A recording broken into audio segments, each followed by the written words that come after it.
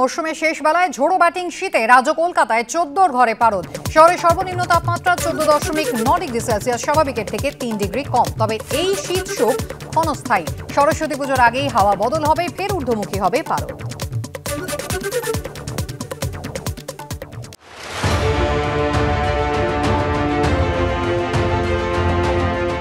না থেকেও তিনি আছেন। দাদাকে ভুলে যাননি অনুগামীরা। লোকসভা ভোট আসছে, বীরভূমে ফিরছেন অনুব্রত মণ্ডল। সশরীরে না ফিরলেও ভোটের আগে ক্রমশই বীরভূম জুড়ে তাঁর অস্তিত্ব প্রকট হচ্ছে।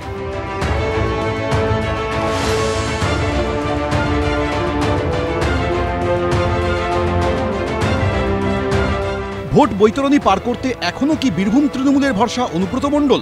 তেমনই মনে করছে রাজনৈতিক মহলের একাংশ।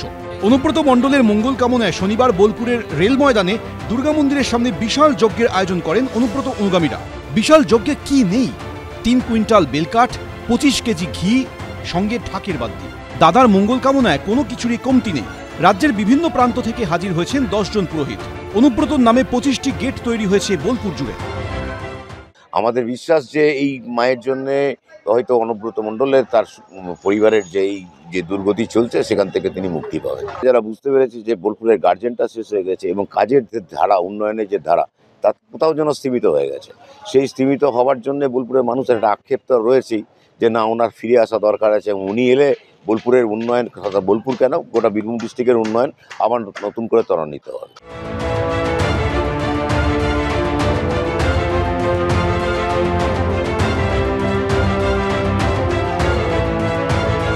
যজ্ঞের আগে সাঁইথিয়ায় 15 নম্বর ওয়ার্ডে অনুব্রতর নামে হরিনাম সংকীর্তনের আয়োজন করে তৃণমূল যুব কংগ্রেস। 23শে জানুয়ারি বীরভূম জেলা নেতামন্ত্রীদের নিয়ে কালীঘাটে সাংগঠনিক বৈঠক করেন মমতা বন্দ্যোপাধ্যায়। সেখানে অনুব্রত মণ্ডলের পাশে দাঁড়িয়ে তৃণমূল সুপ্রিমো নির্দেশ দেন কেষ্টকে সসম্মানে পদে বহাল রাখতে হবে। অনুব্রতর অনুগামীদের বাদ দিয়ে সংগঠন করা যাবে না। এরপর থেকেই সক্রিয় কেষ্টর অনুগামীরা। আমরা অনুভব করছি অনুব্রত মণ্ডলকে আমাদের দরকার আছে বীরভূমের স্বার্থে, বীরভূমের মানুষের স্বার্থে। অনুব্রত মণ্ডল তো পিছিয়ে পড়া বীরভূমকে মমতা ব্যানার্জির আশীর্বাদে সে নতুন করে বীরভূমকে সাজিয়ে দিয়েছে। অনুব্রত মণ্ডল যাতে লোকসভা নির্বাচনের আগে তিহার জেলে মুখ না খুলে, সেই জন্য তাকে সামনে এনে যোগ্য করে হাইলাইট করার চেষ্টা হচ্ছে। চাচা আপন প্রাণ বাঁচা, সেই কারণে যোগ্য হচ্ছে। গ্রেফতারির পর থেকে আজ পর্যন্ত অনুব্রত থেকে মুখ ফেরাননি মমতা বন্দ্যোপাধ্যায়। বারবার বুঝিয়েছেন কেষ্টর পাশে আছেন তিনি। কুরুক্ষেত্রের যুদ্ধ জয়ে কৃষ্ণের ভূমিকা ছিল অনস্বীকার্য। ভোট যুদ্ধ জয়েও কেষ্টকেই সারথি চাইছে বাউলভূম।